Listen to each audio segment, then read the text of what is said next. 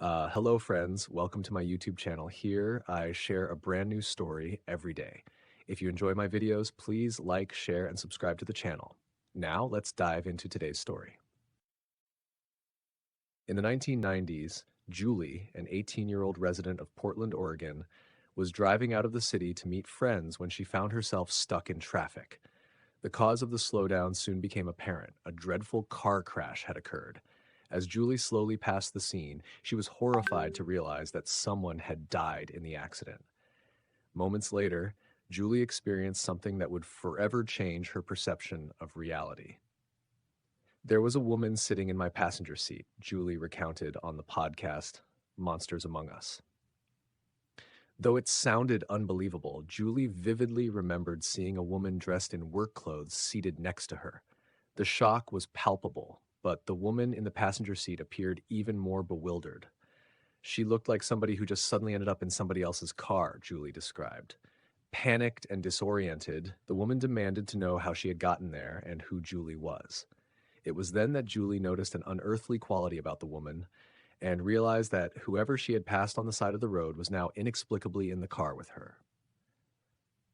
"Ma'am, you need to calm down. My name is Julie, and I'm here to help," Julie said, trying to soothe the stranger. Julie went on to explain that the woman had been in a car accident and had somehow ended up in her passenger seat. The woman was stricken with the realization. As they continued driving, they passed a clearing in the trees. With gentle encouragement from Julie, the woman seemed to find peace and walked toward the sunlight, eventually disappearing into thin air. In complete disbelief, Julie pulled over, convincing herself that she must have imagined the whole incident. However, several days later, her unsettling experience was confirmed. A news story aired about a trucker injured in a car accident, and to Julie's shock, the broadcast included a picture of the woman who had appeared in her car. The news report explained that the woman had tragically passed away in the accident.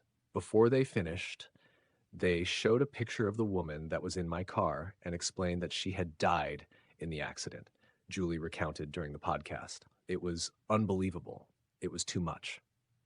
The story of Julie's unexpected passenger offers a glimpse into the mysterious and often inexplicable events that occur in our world. What makes this encounter particularly intriguing is not just the appearance of a ghostly figure, but the profound impact it had on Julie. The experience left her questioning the nature of life and death and the thin veil that separates the two. Julie's story has since become a topic of discussion among paranormal enthusiasts and skeptics alike.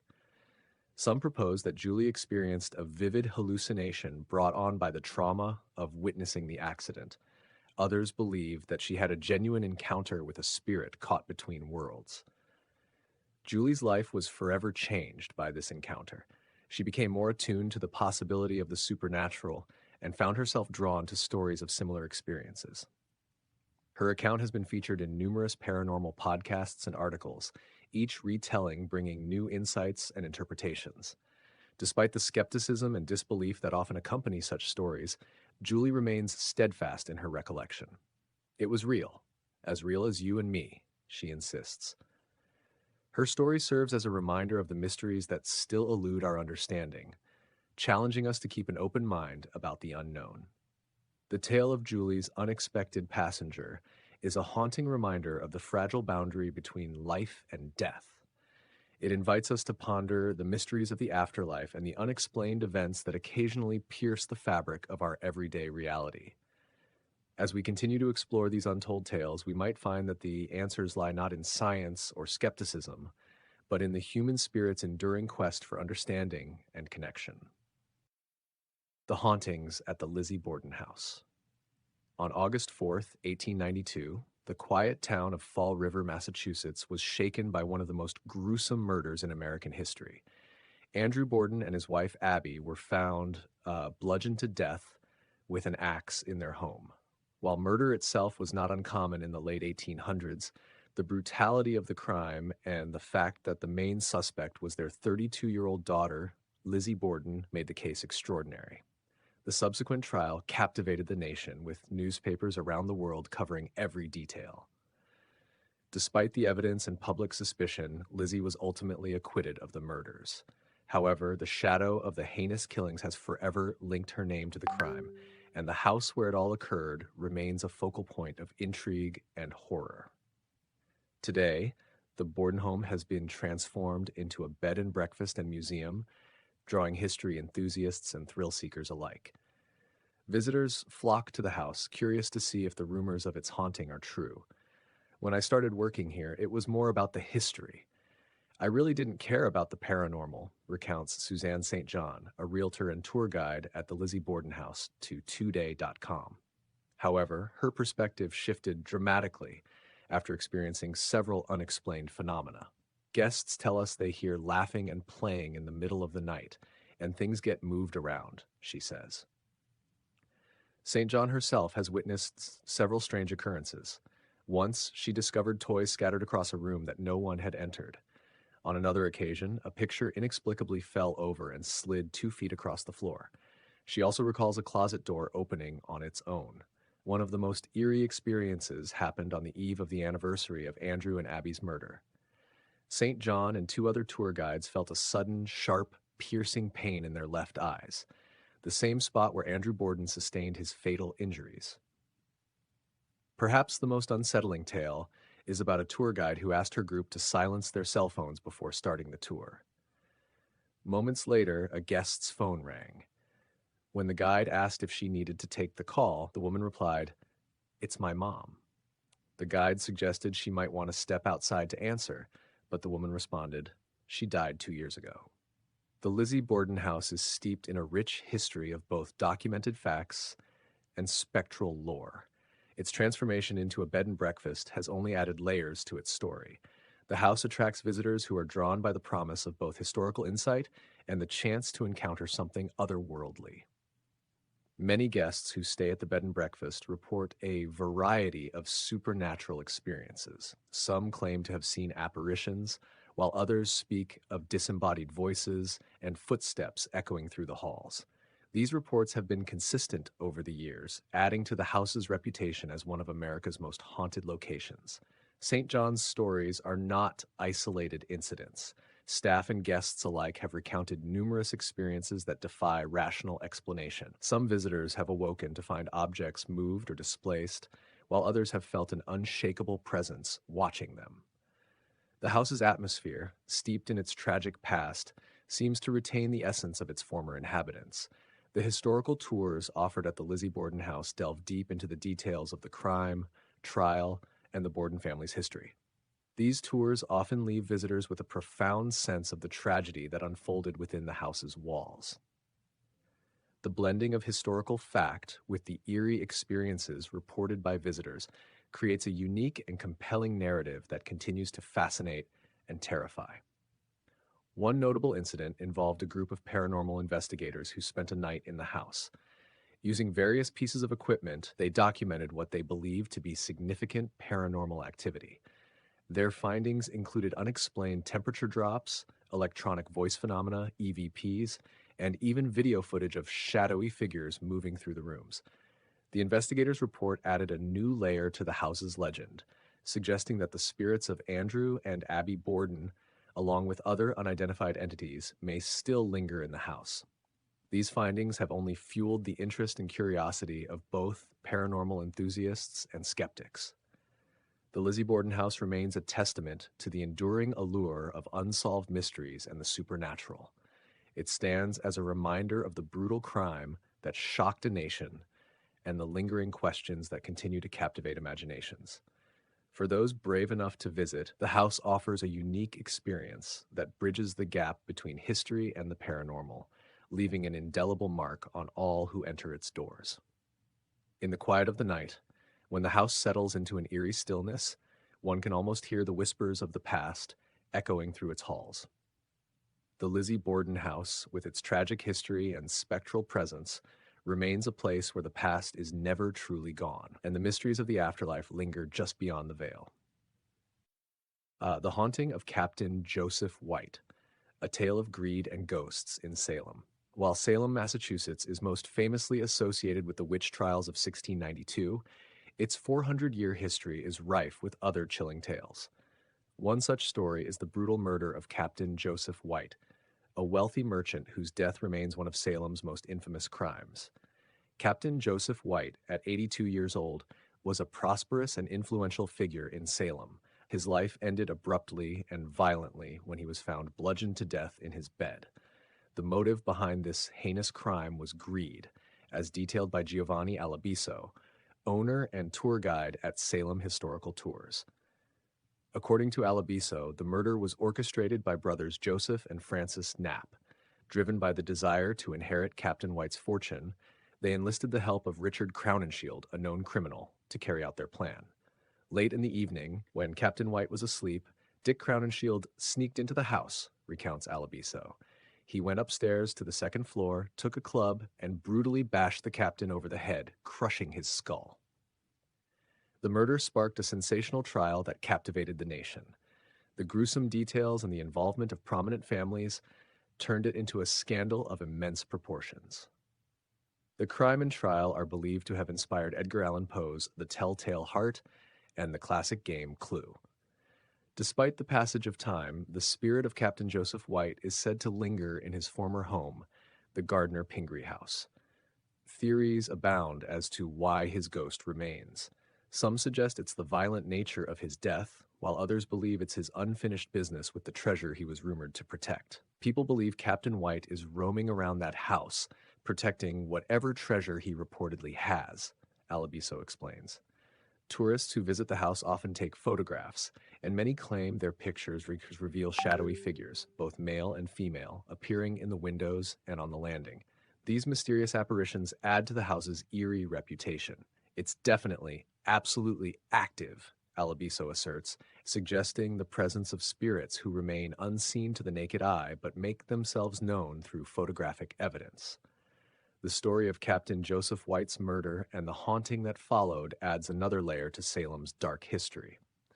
Visitors to the Gardner Pingree House often report strange occurrences, cold spots, inexplicable sounds, and even the faint scent of tobacco, which was known to be Captain White's favorite. Local legends also speak of the captain's ghost appearing to children, warning them away from certain parts of the house. Some have even reported hearing whispers late at night, a soft but urgent voice imploring them to find the will, hinting at the unresolved nature of the captain's death and the treasure he was rumored to have hidden. Further complicating the haunting is the presence of other spirits. Some believe that the figures captured in photographs include members of the Knapp and Crowninshield families, trapped in the house as penance for their crimes. Others speculate that the spirits are unrelated to the murder, but are drawn to the house's dark energy. The Gardner Pingree House has become a focal point for paranormal investigations. Teams equipped with the latest technology have spent nights in the house, documenting activity that defies explanation. They've recorded EVPs, electronic voice phenomena, of voices that seem to answer questions, captured video footage of orbs and shadowy figures, and experienced physical phenomena like doors slamming shut or objects moving on their own. One particularly compelling piece of evidence was a video recording of a door opening and closing repeatedly, despite the absence of any drafts or mechanical malfunctions. Investigators who reviewed the footage were convinced it was the work of an unseen force, possibly Captain White himself, or one of the other spirits rumored to inhabit the house. The haunting of Captain Joseph White serves a grim reminder of the lengths to which human greed can go and the restless spirits it can leave in its wake. The Gardner Pingree House stands as a monument to this dark chapter in Salem's history, a place where the past refuses to stay buried and the spirits of those wronged continue to seek justice or peace. For those brave enough to explore its haunted halls, the Gardner Pingree House offers a unique glimpse into Salem's spectral side. It's a place where history and the supernatural collide, creating an atmosphere that is both fascinating and unnerving. As the legends grow and more visitors share their experiences, the story of Captain Joseph White and his haunted home will undoubtedly continue to captivate and terrify for generations to come. The Imaginary Friend. Jacqueline from Oklahoma shares a haunting and heartfelt tale from her childhood, revealing how an innocent imaginary friend was, in fact, something much more profound. Though many of her childhood memories have blurred over time, one recollection remains vivid: her imaginary friend. Jacqueline's grandparents, affectionately known as Granny Junie and Pa Hank, lived in a quaint house with a serene backyard. Jacqueline recalls her visits to their home with a sense of nostalgia and warmth. I have very fond memories of my Pa Hank, she recounts on the podcast Monsters Among Us. He would sit with me under the old tree in their yard and tell me fascinating stories, Jacqueline says. His tales often revolved around his experiences and memories from the Prohibition era. Pa Hank was a genuinely intriguing character. However, there was a peculiar detail about these cherished moments. Pa Hank had passed away in 1981. Jacqueline was born in 1982. It never dawned on me that I was receiving stories from a ghost, she reflects. The rest of my family was aware of his presence in the house. My Granny Junie would never stay there on the anniversary of his death, as he had died in that very house. Jacqueline also recalls hearing Pa Hank moving about the house at night while she was staying there. I would hear footsteps and sounds in the middle of the night, but it never occurred to me that these were the experiences of an entity, she explains. Looking back, Jacqueline's childhood imaginary friend takes on a new significance. Even though my imaginary friend was actually my deceased grandfather, it feels different knowing he was a relative, she reflects. It never felt like I was interacting with a ghost. It felt like talking to my beloved Pa Hank. Jacqueline's story adds a layer of depth to the concept of imaginary friends, showing that sometimes what we perceive as childhood fantasies may be manifestations of something far more intimate and personal. Her experience illustrates how the boundary between the living and the deceased can be blurred by the bonds of family and memory. The Ghostly Nanny, a Haunting Tale. Kip, a resident of New York State, shares a deeply unsettling experience involving a historic house he and his wife bought with high hopes for their new life together. The home, a charming yet old-fashioned residence, seemed perfect for their growing family.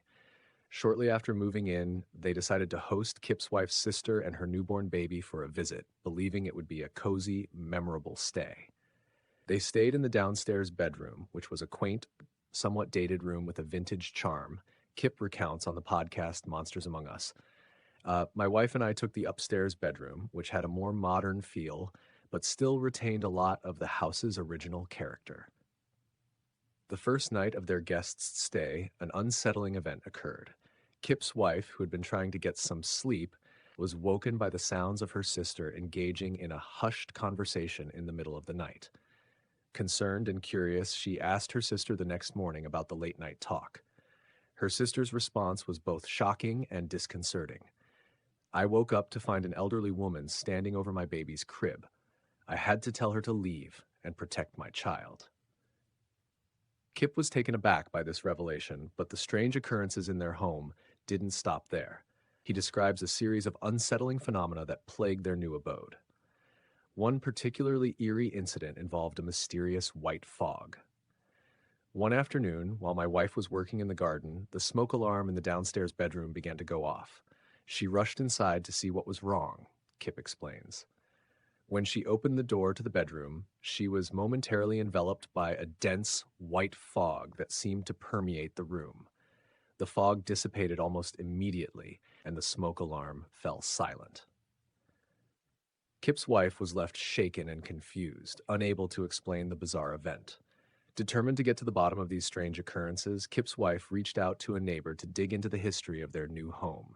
The neighbor's response brought a chilling revelation. The previous owner was a 90-year-old woman who had tragically lost her life in a house fire. This tragic event occurred right in the very room where the smoke alarm had gone off and the ghostly fog had appeared. After learning about the house's dark past, we were deeply unsettled, Kip says. The presence of the old lady seemed to be tied to the traumatic events that had occurred in the house. We decided it was best to make some changes. In a bid to rid themselves of the haunting presence, Kip and his wife undertook significant renovations to the property.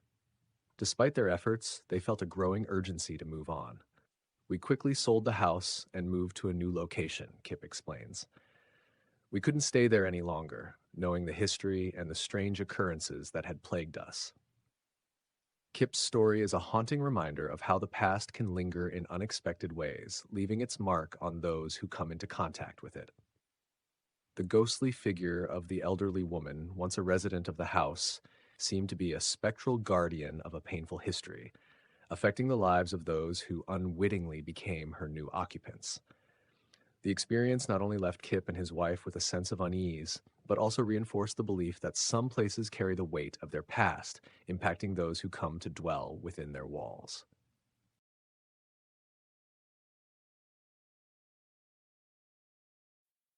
The Haunted Ventriloquist Doll. In the 1990s, young Marty, a resident of Santa Rosa, California, was captivated by the world of ventriloquism.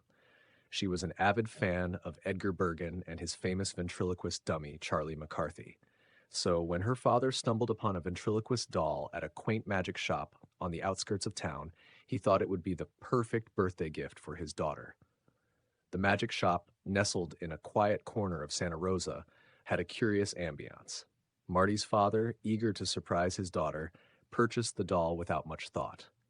During the transaction, the cashier, who gave off a peculiar aura, said to him, "You know, when you put your hand inside the doll, he's going to come alive." The comment was brushed off with a chuckle, and the doll was brought home with no further consideration. When Marty received the doll, she was overjoyed. "I was ecstatic," she recalls. "I was obsessed with that doll." However, her excitement quickly turned to unease as bizarre events began to unfold. The doll, despite having a rigid plastic head, seemed to display changes in expression, particularly in its smile, which would shift in unsettling ways. Concerned for her safety, Marty's family decided to store the doll away in a cupboard each night. Yet, their efforts to keep it out of sight did little to quell the disturbances. One night, the family was jolted awake by the sound of pitter-patter footsteps in their living room. Assuming it was the dog or a family member, they went to investigate, only to find the doll sitting on the couch alone. "We always made sure to put it away," Marty explains. "I took great care of that doll, so its sudden reappearance was unnerving."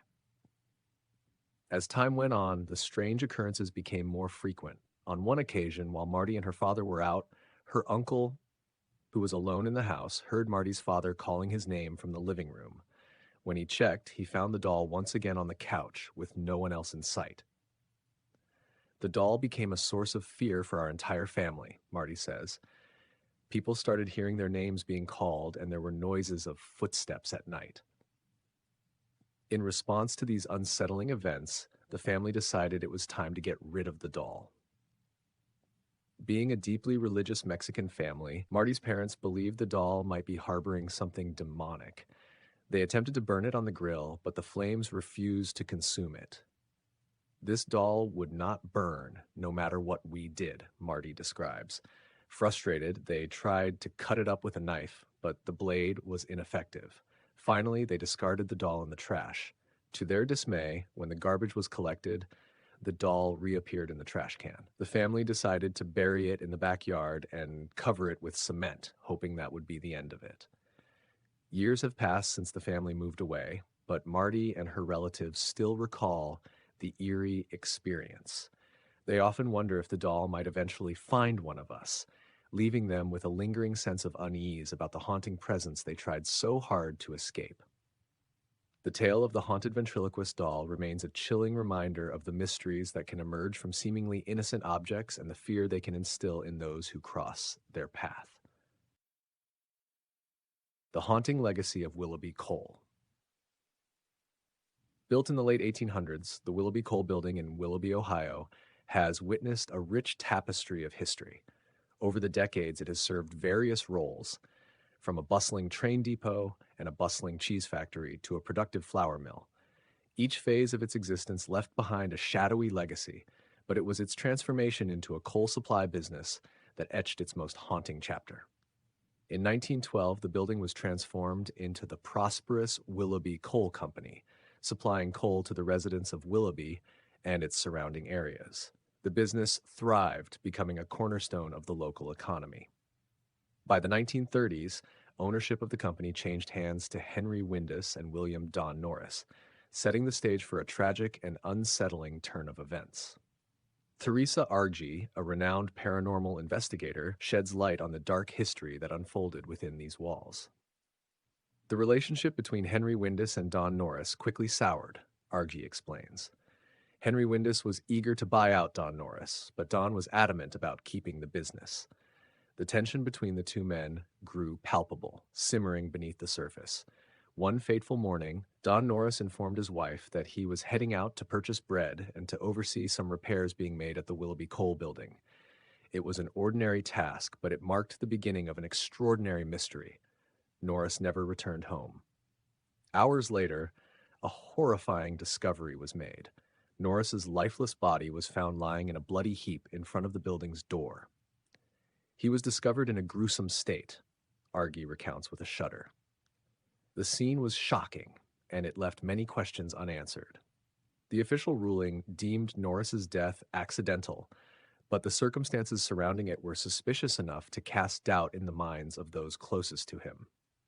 Norris's family was convinced that foul play was involved.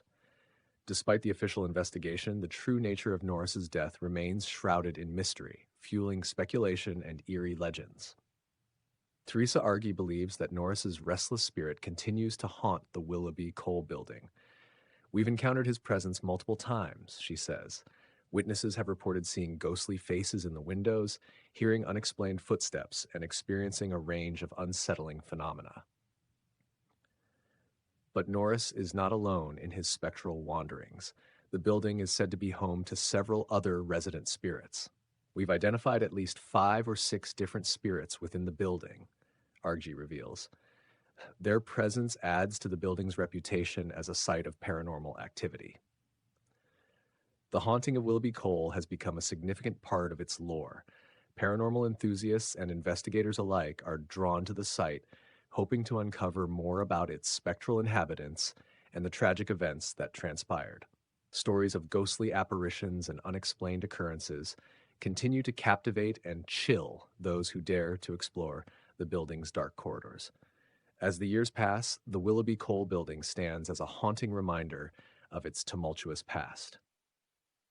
The spirits that linger within its walls are a testament to the unresolved mysteries and the enduring presence of those who have left this world but never truly departed. Thanks for watching.